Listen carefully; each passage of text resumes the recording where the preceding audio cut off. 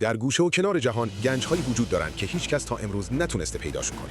گنج‌هایی که با نفرین، مرگ و ناپدید شدن همراه بودن. بعضیا میگن بهتره هیچ وقت کشف نشن. شماره 6 اتاق کهربا. دیوارهایی از طلای زرد و سنگ‌های قیمتی که ناپدید شد و هنوز هیچ اثری ازش پیدا نشده.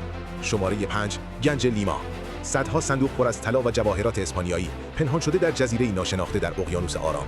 شماره 4 قطار طلای نازی‌ها. قطاری پر از شمش‌های طلا که در پایان جنگ جهانی دوم وارد تونلی شد و دیگه هرگز بیرون نیومد.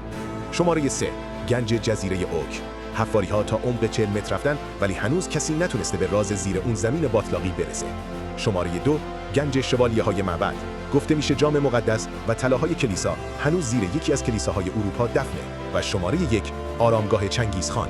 کسی نمیدونه دقیقاً کجاست، اما افسانه‌ها میگن هر کس نزدیکش بشه دیگه بر نمیگرده. برای سفر به تاریخ و افسانه‌ها ما رو دنبال کنید.